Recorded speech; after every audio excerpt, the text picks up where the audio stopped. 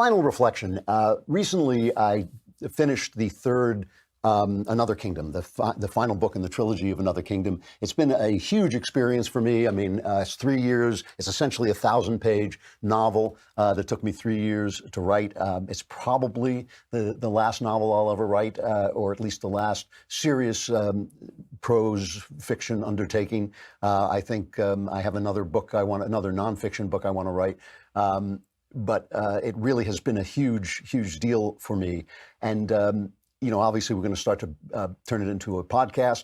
And yes, we'll let Michael Knowles read it again.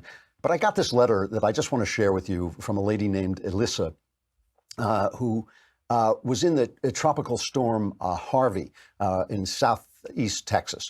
And she says, our house got 17 inches of water. My husband and 2 sons, a 2-year-old and a 1-month-old, and I were trapped in an upstairs room for 3 days. We were displaced for months, and while we were better off than many of our neighbors, it wasn't easy to help our tiny children cope with such a major upheaval while still recovering from childbirth.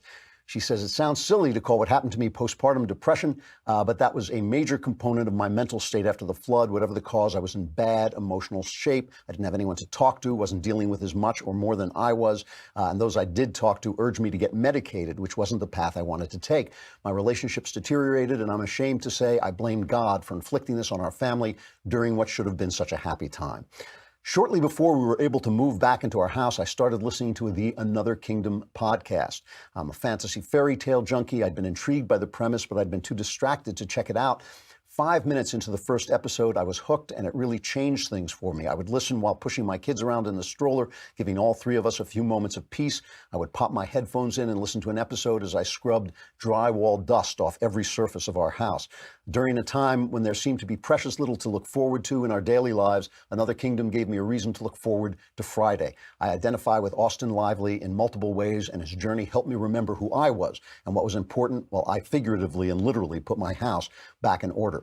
I was listening to your interview with Ben about the books, and when you said the plot for Another Kingdom dropped into your head fully formed, it hit me like a ton of bricks. I'm conceited enough to believe that one of the reasons God inspired you to write this story is because he knew I and others like me needed to hear it. As an aspiring writer, I want nothing more than to bring people closer to God through my writing, and Another Kingdom showed me that I can do so while telling a good story. So thank you from the bottom of my heart for being receptive to the Spirit of the Lord as you wrote the story. I'm so looking forward to season 3 and have managed to convince my husband to read the first book. Now he's a fan too. Again, thank you so much for writing Another Kingdom. Let wisdom reign.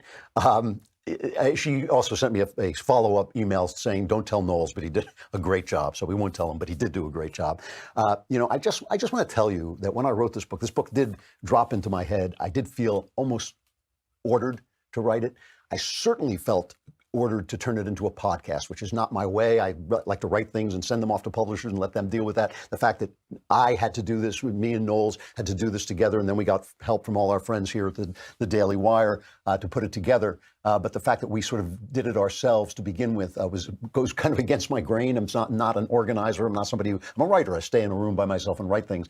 But I did it. I remember specifically a day when I went out in prayer and I was praying and I said to God, I didn't want to do this. I don't think it's going to work. I hear you telling me to do it, so I'm going to do it, but it's on you because I think it's going to be a terrible mess, and it's just going to go out there and disappear without a trace. So if it works, you get all the credit, and if it doesn't work, I don't want to hear about it because I didn't want to do it in the first place.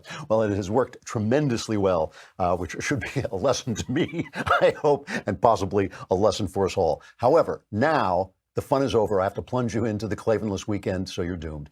But if you survive, I will be back here on Monday. I will look forward to talking to you then. I'm Andrew Klavan. This is The Andrew Klavan Show.